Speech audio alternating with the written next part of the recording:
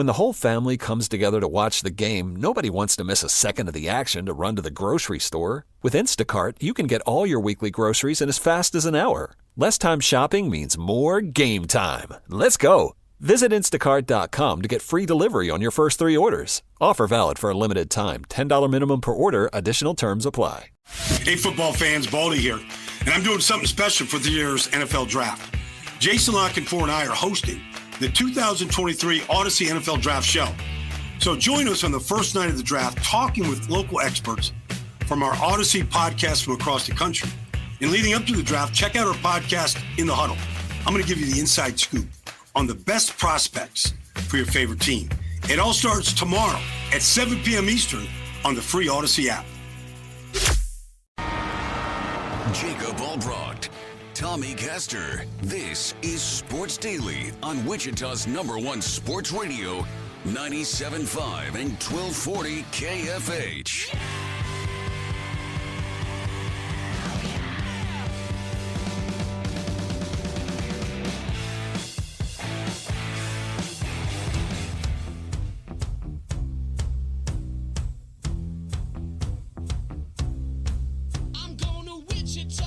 Hey, Shocker fans, want the latest on Wichita State athletics? Let's go right to the source with Shocker AD Kevin Saal. And welcome back to hour number 2 on the program here, everybody. Glad to have you with us on Sports Daily. It's Albrocht and Savage today. Tommy will be back next week. You can get in touch with the program on the IHOP hotline, 869-1240. Thanks to everybody joining on our video stream right now, KFH Facebook page, KFH YouTube page, and on Twitter on the Sports Daily. Joining the program now on the IHOP hotline, Wichita State Athletic Director Kevin Saal. Took a brief break while you went and found a women's basketball coach. Kevin, we'll get back to that in a minute. A lot to get to. Let's start with the most topical, Wichita State baseball and softball. Man, it is buzzing right now for those spring sports as both teams are making pushes here to do some, hopefully, postseason potentially damage. Now, I guess baseball, we can start there. Postseason back on the radar here, Kevin. Good morning, guys. How are you? It's great to be with you, Jacob and Paul. Paul, I hear you're performing remarkably in the pinch hitting role this morning. So doing my best. A pleasure to be with you guys. Yeah, absolutely. Had a great weekend against obviously the sweep against number 7 ECU, who came in with a top 10 team ERA, pitching staff ERA, and a top 10 batting average in the country, and really shut those guys down. It was a great weekend for our baseball program, and certainly something that we envision in the fall, working through some challenges, and it was great to see our guys just absolutely have some fun and compete really well, represent our community and our university really, really well. So, yeah, it's we made a 40-point jump in the RPI from 121 to 88 after that weekend. Still a lot of work to do to position yourself. Really need to be in the top 40, top 45 to be in consideration for the at-large. But again, I think we've got a squad that can go down to Clearwater and win a conference tournament as well. So we're certainly everybody's pulling in that direction, want to be in postseason play again. Do you think, Kevin, as a follow to that, we know there's not a lot of time left for softball in that RPI standing. We'll get to that in just a second. But for baseball, there is still quite a bit of schedule to play with some nice midweek games to mix in there as well. Is there enough left in the regular season, do you think, potentially to get up those next 40 spots before even we get to the conference tournament? Or are we sort of still in a... I think we're in a little bit of flux. It's a hard question to answer. I mean, even as I sit here today, I'm looking at baseball RPI this morning. We had jumped from 121 to 88, as I mentioned, and even in today's edition, we've gone from 88 to 93. So we've got some work to do. You know, we've got AAC weekend series is against Memphis, Houston, South Florida, and Central Florida, which certainly provides some strong hits to your RPI. We've got midweeks against Oral Roberts and K-State with a Kansas game tonight. So certainly we need to do some great work here over the next several weeks to position ourselves in a good spot for an at-large. To jump from 93 into the top 40, we're going to need to do a really good job over the next several weeks. But I'd also mention to you, obviously, we sit at the top of the league. A lot of baseball still to play. We've got an opportunity to go to Houston for our second series with those guys. So obviously that will be an incredibly important weekend as we position ourselves for AAC conference seedings and that tournament pairing. So again, it's early. We got a lot of work to do, but we're certainly hopeful and optimistic. You know, it's really cool because I'm trying to remember the last time softball had an opportunity to maybe host a regional. Host a regional, Kevin. Man, that is big. In my opinion, it's huge.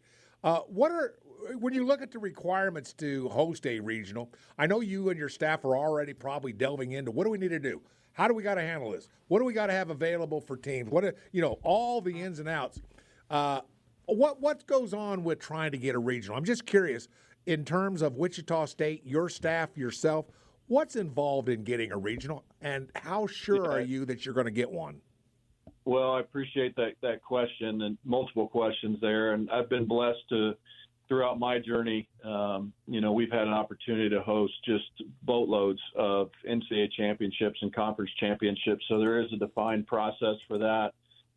Actually, Paul, the bids were due for NCAA softball regionals and super regionals last Friday. So we submitted our bid package, which includes a very extensive facility survey, diagrams, maps in terms of where you're putting team hospitalities, how your rotations are going to work, what the preferred game times are, the financial components in terms of tickets sold. So you want to put together a competitive and aggressive bid package, which we've done. The way softball works is you have throughout the season, you have regional advisory committees. So I think there's about 6 or 8 regional advisory committees throughout the country that's comprised of administrators and coaches, and they submit rankings every week. And then the national committee takes those regional rankings and molds them into, to a rank order so that it helps the committee's work throughout the year. It informs their work throughout the year. But ultimately, the committee will get together towards the end of the season, and they will determine the 16 host sites for the regionals. There's 4 teams at each regional, so you got a 64 team bracket, 16 host sites in the regional round, and then you've got 8 host sites in the super regional round. There's a lot of variables that come into that decision making. The rankings, as we discussed, geography is important.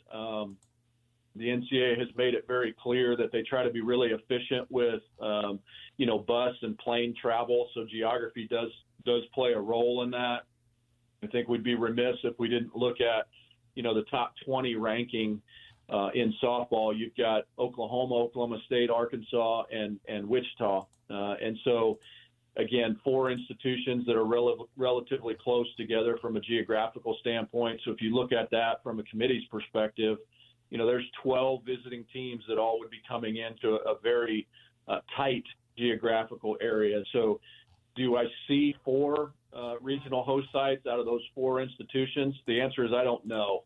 And so we've got to position ourselves in a really good spot, do the best that we can. Obviously, from a softball perspective, we're in rarefied air. We're a 40-8 team right now, and we've got 4 more games in the regular season. We're at Tulsa this weekend, and we finish up at Kansas next Wednesday. Then we get into the American Athletic Conference Championship. So, presumably we hold our spot at the top of the league, do a great job here in the next week. You'd be the number 1 seed. I think you advance immediately into the semifinals, so you'd have 2 games in the AAC tournament. We don't want to count our chickens before they're hatched, but you've got an opportunity to play, 6 games here between now and the end of the American Athletic Conference Championship. You do a great job, and now all of a sudden you're in that mid-40s from a win perspective, and it creates an incredibly attractive resume from a team perspective. So, again, a lot of work to do. I think I'd be over-promising and under-delivering if I told you I felt, 100% sure we'd get a regional. But I can tell you we're in the conversation. We are squarely in the conversation, and certainly we're going to do everything we can to achieve that. Kevin Saal, Wichita State Athletic Director, joining us here on Sports Daily. Always appreciate the visits. And that's, I think, Kevin, what makes, yesterday's cancellation sting a little bit more for Shocker fans, the opportunity to go after Oklahoma, as the Shockers have done twice now against Oklahoma State. But 4 games left, and then hopefully, I would think, right, is it a scenario where we probably ought to root for UCF and the AAC just from an RPI standpoint, it feels like that's about the only potential matchup the rest of the way that would improve that standing. Certainly, it feels like they need to win most, if not all of them, but you kind of root now to get UCF again to try and help boost that resume a little bit. Am I overthinking that? No, you're absolutely right. And obviously that's why the conference tournament is structured such that the top seeds receive byes so that you have an opportunity to bolster that RPI through the conference tournament. So I think that's really important.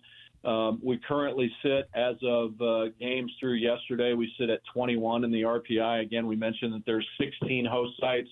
That doesn't always go to the top 16 because, as I mentioned, geography plays a role in that. There may be some institutions that did not submit bids within the top 20. Looking at this year's top 20 field, I would think most of them have submitted bids because they've been longtime regional hosts. But again, in any given year, guys, I've seen those regional opportunities slip down to 18, 19, and 20. In fact, we hosted a regional at Kentucky when I think we had 8 SEC teams in the field of 64. We were either somewhere between a 19 and a 21 seed, and we hosted. So those opportunities can slip down below 16. Not playing last night certainly hurts us a little bit. And take a few moments to address that. Obviously, we have to make decisions based on the best information that we have at the time that we need to make those decisions. And getting Oklahoma to travel up from Norman when you've got an inch and a half of rain that's that's forecasted between basically 2 p.m. and 1 a.m. makes no sense at all. I've been on both sides of that deal, and obviously if we could find somebody that could predict the weather 100%, we'd be in really good spot. But that hurt a little bit last night. Obviously, that was an opportunity for us to bolster our RPI, but we deal with what we have and the cards that we can play, and I'm confident Christy and her staff will finish very strong and put us in a great position. Coach, you sure hit a home run when it comes to the hiring of a ladies basketball coach. I really think it's a great hire. Terry Nooner is a veteran. He understands the game. But you know what I like about the hire in particular? He knows Kansas. He understands the state of Kansas. He understands how to get players to come to the state of Kansas. I think he's a good hire, and I really anticipate him doing a very, very good job at Wichita State. Thoughts on the hire of Coach Nooner? Well, Paul, I appreciate you saying that. Obviously, we're incredibly excited to partner with Terry and his family. He's got a great young family, 3 kids, Tracy, his wife, and just great people that will be great representatives of Wichita State. I think that's first and foremost, is an individual that could be a great partner that's interested in that partnership. But you look at the 2 critical components, and we addressed it last week at the introductory event.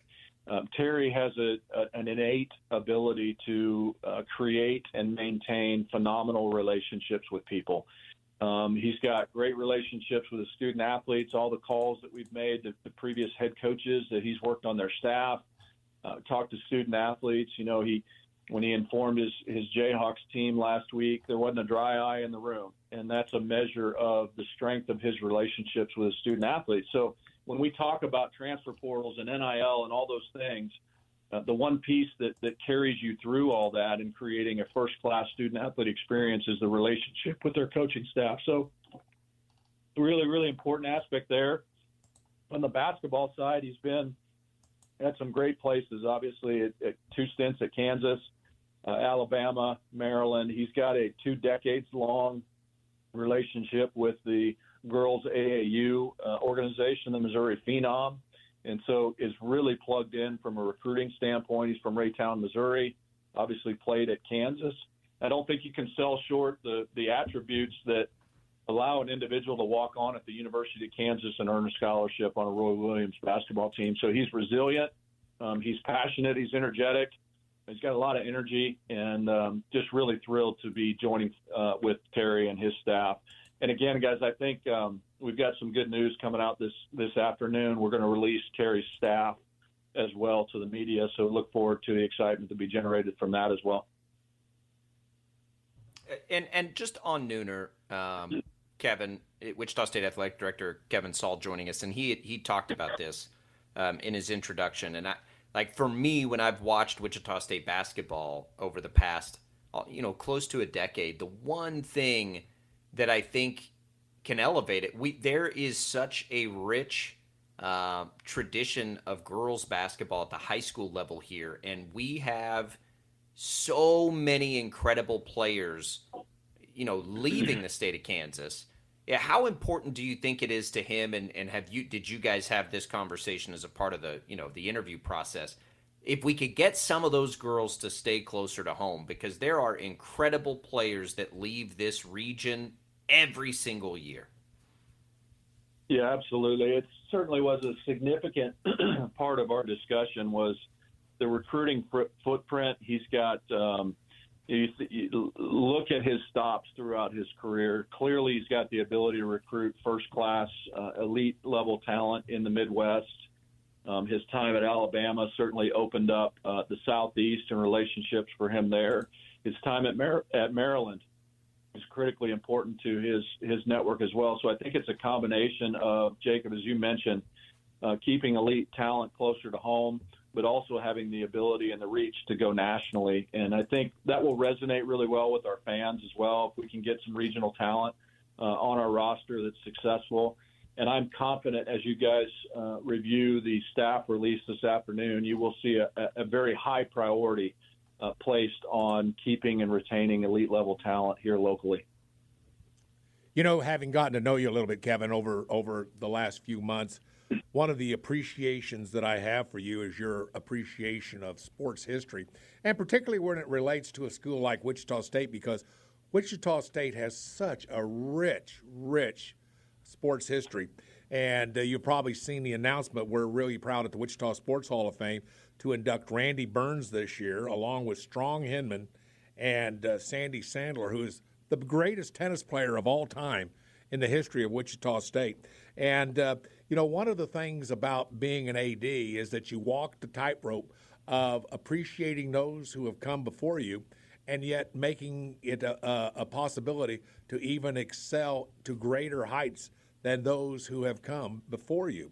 And one of the things I really appreciate is your appreciation of history. How important is Wichita State history, sports history to you, particularly when you look at a guy like Strong Hinman going into the Wichita Sports Hall of Fame, who was Wichita State's very first Shocker Hall of Famer, played his sports in 1912. 1912. But anyway, talk a little about how important history is to you. Well, I think the history is really what gives us the opportunities it provides our opportunities for today. You talked, my journey was a young person growing up in Manhattan, Kansas. And so, I've talked at length and numerous times about, how life steers you towards certain occupations. And my dad was a psychology professor in the Department of Psychology at Kansas State, and mom was an advisor in the College of Arts and Sciences. And so for us, it was all about student and program development. And I was really into sports as a young person. I followed Kansas State and Kansas and Wichita State. And so the history to me is very important. I'm a Kansas kid. And I think all those things are really important. There's a few elements that, I really got into program development when you started to study the turnaround in the football program at K-State and how and why that happens and the organizational dynamics and communication. And, that's a history that changed dramatically over the course of 5 to 10 years, Coach Snyder's first 5 to 10 years in his deal. And I think you get to that by day-to-day improvement, right? And so the history is incredibly important because it sets the tone and the context for what you're trying to do as an individual athlete or as a program in a particular athletics department. I'll use an example like softball. Right, our softball program is doing things that they've never done before in the history of our softball program, and that's a result of Coach Bredbender and her staff, a committed group of student athletes over the last decade that have committed to improving the history of a particular program. Not to say that the history prior to their arrival was bad, but everything starts somewhere, and you commit to day-to-day improvement, season-to-season improvement. And so that's how it works from a programmatic standpoint, and I'm excited to be a part of that as an administrator, try to remove obstacles and create clarity and pathways where we can improve and do things that have never been done before or haven't been done in a long time. And then I think it takes also the impact of what I call pathway student athletes, right? Sid McKinney is a pathway. She's created a pathway through, as an individual student athlete, through our softball program where you can achieve unbelievable things. You can be a multiple year All-American honoree. You can be on the national softball team, and you can do all those things through Wichita State softball. You know, Ja Morant at Murray State, I spent time with Ja. Ja was a pathway guy. You can be the top 2 pick in the NBA through that program. You can do remarkable things. And so I think it's a combination of all of those things, a respect and appreciation for our history and those that we build on top of their contributions, because nobody gets there alone. And so all of those achievements and contributions that have happened over many, many decades are the foundation from which we build our programs today. So really important. And you got to have great people. You got to have elite student athletes that can create those pathways, and great coaches and staff that are committed to a vision of doing things that have never been done before, haven't been done in a long time. I've been kind of buttering you up on that question, partly because one of our Hall of Fame inductions, and we're doing all the Hall of Fame inductions on KFH radio this year, interviewing the inductees. And so I'm putting you on the spot. I was hopeful that I might be able to borrow you one morning and come on Sports Daily with Jacob and myself, and except for Strong Hinman, and just talk about Strong Hinman for a minute or two. He's been gone for a long time, but I would like to, if it's okay with you, present you at a later date than his Hall of Fame induction plaque, and make sure that Wichita State has it and will be able to do whatever they need to do with it. And would that be possible? Could I set up a time in the next month or so and get you on the radio one more time, and we'll induct Strong Hinman? Yeah, I would be honored to do that. I really appreciate that, and would be honored to do that on behalf of Strong and everybody that has been touched by his performances. You know, you look back at, he lettered in football, basketball, track, and baseball from 1912 to 1917, and not only did those things well, was captain of the basketball team in 1913. So it's just, to me, those are, again, that's the foundation from which we build, and those are critical components to our history. So I would love to be a part of that. Thank you. I appreciate it, Kevin. All right, Kevin, let's spend a couple of minutes here on men's basketball. It's sort of, just a steady pattern now. We've seen, I think officially, I want to say it's 4 players coming in, but a nice mix of guys, a nice mix of players. I think we're starting to see a trend here. I don't know if you feel this way of, talented players looking for maybe bigger opportunities here or bigger platforms in some cases. How have you felt about, how this group is coming together for Paul Mills now as he continues to work to get this roster ready for next year?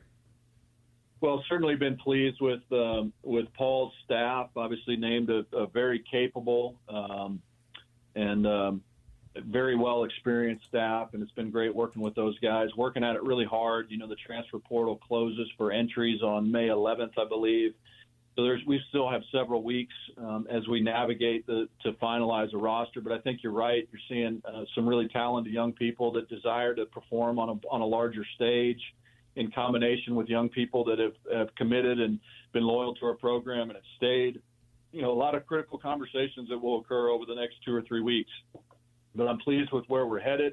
Obviously, we continue to work at a bunch of different areas, whether that's roster development, the important critical elements of a program, the player development, player experience pieces that we continue to work at. We're working at our schedule, working at that really hard, actually, to try and position ourselves in a competitive spot to achieve at-large bids in the future. You guys saw the release of the DePaul game yesterday, and obviously that's one that, as they continue to improve their program, we're trying to get those quad 2 strong opponents on our schedule. So a lot of elements going on, and just really appreciate the opportunity to work with Paul, and they're working really hard at it, and look forward to many good news and good stories here in the next several weeks.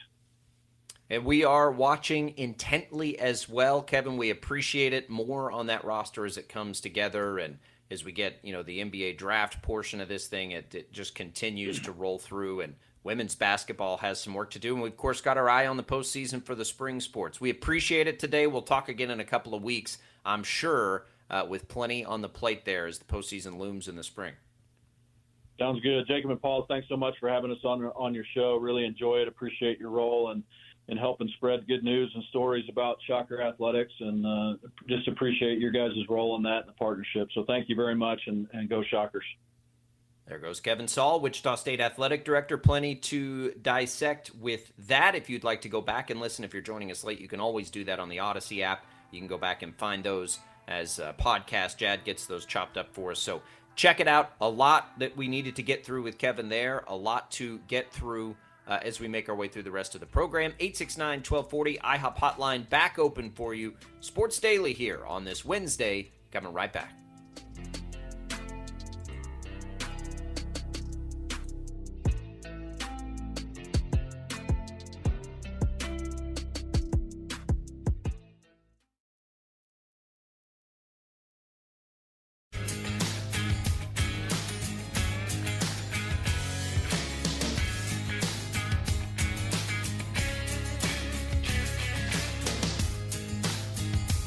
All right, welcome back, everybody. Sports Daily. Our appreciation to Kevin Saal for jumping on the program, Wichita State Athletic Director. Hey, we've got some tickets to go see Guardians of the Galaxy Volume 3 over at Boulevard Theater in Town West Square. We'll give away that right now. It's a Thursday, May 4th sneak peek of that flick. Jad will get us a winner to the IHOP hotline, 869-1240, Guardians of the Galaxy Volume 3. First caller right now. We've got some Coheed and Cambria tickets to give away as well before the end of the program here. So plenty of opportunities to win cool prizes with us here on Sports Daily. Good stuff with Kevin Saal there, Paul. Let's talk about some hoops for a minute because we've talked about baseball and softball quite a bit. Sure. It's an interesting class coming together for Paul Mills. And I think there's a theme of players who have big-time pedigrees. The big Germany has been successful in college, elevating to a larger platform. A couple of the others have been, maybe the opportunity has wavered a little bit.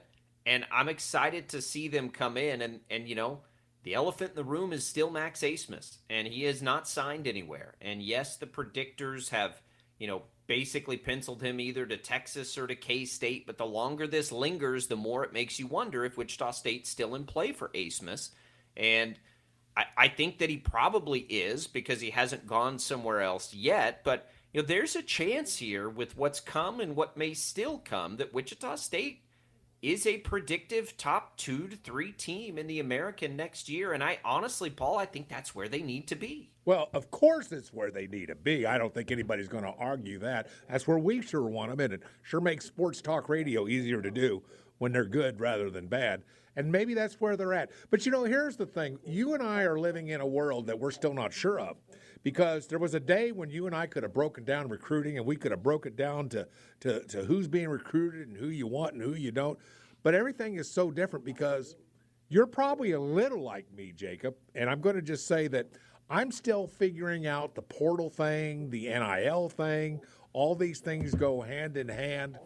I'm still trying to figure just exactly where they all fit in with each particular school, and every school is going to be different. And NIL is obviously playing a big part in where these kids go. And it makes, we don't know if kids will use Wichita State as sort of a hammer to bludgeon someone else, another team, for more NIL money. I don't have a handle on this yet. I'm assuming you probably don't have a handle quite on it yet. We'll figure it out one of these days. We will. But it's changing. It's changing every year. It is. Yeah, because you've got, the portal rules have already changed. Yeah. You kind of get one now, which is probably going to do some settling. I think for Wichita State, if that happens now, and it very well could, if Wichita State is sort of a leverage place for now, I don't think it will be long term. I think that long term, Wichita State is going to be an NIL player. I think that for a lot of reasons. I think that, based on the things we're seeing, Kevin Saal has rallied a lot of the troops that need to be rallied to make Wichita State a relevant NIL player. I think that, we can probably put some faith in that continuing to happen based on what we've seen so far. I think that, making a change at head coach for the program is, something that will also support NIL just in the role the coach may take in that. And I think that gives you optimism for it. And I think you're seeing other things, right? An increase in softball facilities, a major investment there. Fred VanVleet coming to the table for a major weight room facility upgrade. Like, those are the kinds of things that are happening sort of subtly that make me think the troops are rallying to be effective in the NIL space. And the other reality is, we know that there is a group of Shocker fans that were able to pay a head coach out of the Valley in the top 5 nationally when Greg Marshall was extended, when Alabama got off a plane with a big old sack of money to try and lure him away. They were able to rally and do so. If they can do that, I think that they can absolutely become, and I'm not talking like players in the NIL realm, I'm talking about major players in the NIL realm, because they went from essentially nothing now to this, and I think we're seeing things that would make us just logically infer that that space is getting more fruitful for Wichita State. Now, is it there yet? That's the part I'm with you. I don't know that answer. I don't know where it is, where are they in comparison to XYZ? That part I don't know yet, but what I think we are seeing is they're getting there, right? And the progress is being made. So long term, I think that gives us hope. And again, here's this opportunity, and it's interesting with Max Asmus, a guy who played for Paul Mills for all those years, had success with him, who, predictive people thought that Wichita State was going to get him, and then those same people thought, nope, it's going to be Texas now, or maybe K-State, and yet here we are. And and Max Asmus still has not made his decision, and that just leads me to believe that if nothing else, Wichita State is relevant in that conversation, and that's important right now. And I think as we look to the future, it will become more important as Wichita State needs to get to that point. But I've been pleased with the players that have come in, through the portal so far. I don't think they're done. It's been a wide variety of players. They just brought in somebody from, the NBA Academy in Africa. I don't know what that means. I don't know what caliber of players are playing over there at that academy. But it's a different avenue, and it's interesting, if nothing else, to me. And we'll see. What we don't quite know yet is, the high school piece of this, and that'll take a little time now. But I think it's a good start, and I think that they're not done. And I think when push comes to shove and the dust settles on this roster, it's going to be a roster that will be predicted in the top 3 in the league, I would imagine. And that sort of, to me, is the benchmark. And I look, I know preseason predictions don't mean very much, but it matters to relevance in the program because they haven't been predicted very well lately. So if they can get to that point with, FAU coming in, and we know they'll be predicted high, and we know Memphis will be predicted high, if they can get to that point, I think we'll feel pretty good about it. Well, I think you're really onto something. I don't think there's any question about that. I like the way you're thinking, though, with Wichita State is that one school that is poised for, greatness in the AAC. And I think along with Memphis, I really think over the next few years, Wichita State and Memphis will probably be the 2 teams to beat. That's who it's going to end. Well, they should be. Right. Well, they should. Well, yeah, it's more than just they should be. They're actually poised to do it with the way Wichita State's able to recruit and put people in the stands and create that atmosphere, a nice-sized city, not too big, not too small. I mean, I like where Wichita State is poised for this particular league. I think it bodes well. And like I say, Memphis is going to be there. I mean, we just know because of who they can recruit, who they've got, who they can get to coach at Memphis. Memphis is going to be a team that's always going to be there. but I don't know why it can't be Wichita State. Now, will SMU make runs here or there? Sure. Will Tulsa get back on to where they've been in the past? It's possible. How about but you don't have Cincinnati, you don't have FAU nor Texas. I know there's lots of teams, but could Paul, be. We can look up and down that league all we want. The reality is Wichita State also, and I'm certain that this. Yep. I'm not worried that it's not happening, but Wichita State also needs to keep one eye open for what may lie ahead potentially to make a jump. Right. College conferences are, we're not done with the reshuffling yet, but I think we, in large part, will be within the next, 3 years. So, Wichita State also has to keep one eye open to, I like this American League, this American Conference still as it currently stands, but will it look the same in 3 years? And if things go really well for Wichita State right out of the gates, is there maybe a bigger opportunity that they could get into? Right. And those things matter too. Look, it's a pipe dream, but when you've got the commissioner, Paul, of the Big 12 continuously talking about and rumor mills swirling of the Big 12 putting a major emphasis on basketball in the very near future, you have to imagine that as a possibility for Wichita State. And if you think that's crazy, we're about 10 years removed from the stretch for Wichita State of Final Four, undefeated regular season, paying the head coach, getting guys to the NBA consistently. If the Big 12 is really expanding that way in basketball, they absolutely would have been interested in Wichita State in its most recent prime, right? Of about 8 to 10 years ago. They would, I would think. So we know that that's out there. And whether it's a pipe dream and not possible, but it's still something to achieve for. And maybe the Big East then becomes, I don't know. Maybe the American is great still in 3 years, but that also looms right now for Wichita State. I think we're seeing the things we need to see to get to that place. Here's the other thing. We also know that women's basketball is becoming a major priority because of what we're seeing with the popularity of that tournament and that sport growing. It's not as, top heavy as it once was. Terry Nooner's got a chance here to reignite a fan base for women's basketball at Charles Koch Arena, which I think absolutely could happen if they start getting to a winning level. I really think that, this community will support women's basketball in the same way it supports softball right now, which is one of the great tickets on campus at the moment. So a lot of exciting opportunities. You got to still deliver, and we're sort of in that, in that realm right now where we're waiting. But exciting, I think, for both programs on the men's and women's side is absolutely fair. All right, let's give away our last giveaway here on the show as we go to break here. So congratulations to our movie ticket winners, to our WWE Raw ticket winners. Now let's send somebody to see Coheed and Cambria. A pair of tickets to the Cotillion next Friday. Is that next Friday? May 12th. That might be 2 Fridays from now. Either way, it's May 12th at 7 o'clock. Special guest Deaf Heaven.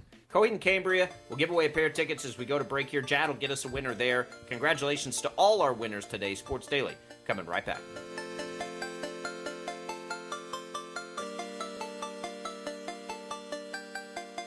We were young and had it all figured out. She was the quiet one and I had the mouth until... All right, welcome back, everybody. Sports Daily on KFH. Jake Ballbrock, Paul Savage with you. Paul in for Tommy the rest of the week. Paul, all kinds of good stuff today. Congratulations to Jared, Sean, and Michael for our 3 giveaways on the program. Happy to do that. Love giving stuff away here. We'll get back and get out some HDOT and coffee giveaways once we get through some of this other cool stuff we've got for you. So all kinds. We're always trying to hook the listeners up, Paul, here on Sports Daily. You know what I want to win? Here's what I want. I want to win that wrestler behind you. I want a chance to... The Macho Man? I want the Macho Man. Would you sell me the Macho Man? No. What do you want? I'll give you... Well, let me rephrase I'll give you 25 that. I mean, bucks I'm right now. somewhat sentimental. How much? $25 cash. Oh, no. Everything's for sale, but no, not that. That wouldn't get it done. All right, 30. No, you're add a 0 to the end of it. And let's talk. Did you say add a 0? Uh-huh. Good. Oh, what? Geez, I think you're kind of valuing that, aren't you? A little bit. I think I'm too much. Maybe. I'm delving into the merchandise world with you, Paul. I know this is your world, but yeah, $300, $300, and I'll think about it. I'll pass. No, I'll pass. All right, that's your loss. Your loss. Fine, it's fine. Whatever. We are having some fun here on Sports Daily. We're getting ready for the NFL draft. It's getting closer and closer. I think they're expecting about 300,000 people down there. So we'll have much, much more on that tomorrow. Paul, the NBA playoffs, another night in the books. Trae Young was outstanding. Tonight, you and I were looking forward more to the games tonight, I think, than the games last night. But all kinds of good stuff on the slate for us this evening. Knicks, Cavs. Knicks trying to close that one out, but the Cavs favored at home. Grizzlies favored at home, trying to avoid that series ending. The Bucks at home trying to avoid losing the series to the Heat. And then the one that I think has been the best so far, Warriors-Kings back in Sacramento. Golden State's going to have to win a game on the road if they want to get this done. But we got some good games cooking here tonight. Right. And last night, I really kind of wrote off the Atlanta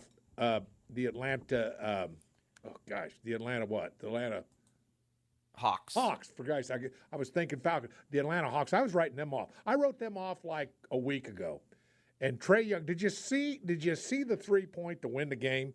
It was almost from the logo in the center court at the Celtics home venue. He was almost standing on the logo, the jump center logo of the Celtics, where you jump ball. He was almost standing on that. It was one of the most interesting and fun games. I happened to catch the last quarter, which was the quarter. I guess that was the quarter.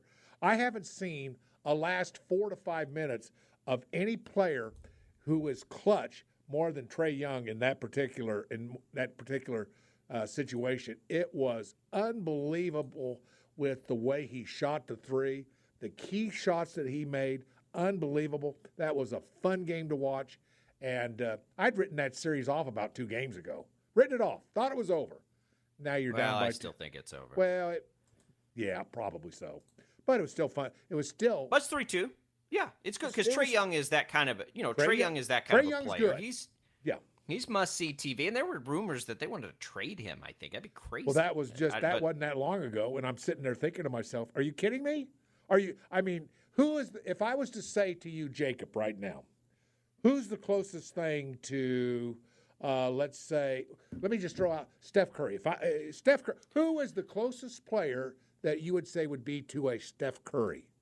I'd say Trae Young's in the conversation. I would say it might be him. I would say it's probably him. That's who I would say. I am not the NBA expert I once was. There are so many great young players, but yes, I think Trae Young is a franchise player that would never consider trading away. Never. You can't do it. You can't do it. Yeah. And he's going to have a long career. I mean, he plays a position where that's possible. You look at Steph Curry, and what a difference Steph Curry has made to the Warriors. I mean, are the Warriors where they are without Steph Curry? I think that's an obvious no. Look, Steph Curry. I don't want to put that sort of burden on Trae Young. Steph Curry is an all-time player. Yeah, he's a generational player, isn't he? Absolutely. Changed the game probably as much as any player has individually changed the game. Well done. Well said. In just the way that it's played, and you paved the way and all those things. But Trae Young's a great player. I'm glad to see him alive, and he's developed a good persona too that he's made watching him entertaining. Right, he's got some swagger now that's in there. So the Nuggets finish off the Timberwolves. No surprises there, but a good night of NBA playoffs back on tap tonight. Looking forward to that. All right, let's take our final break here. We'll come back with more Sports Daily. We'll tell you what's on tap, what's on the network today as we wrap things up on a Wednesday edition.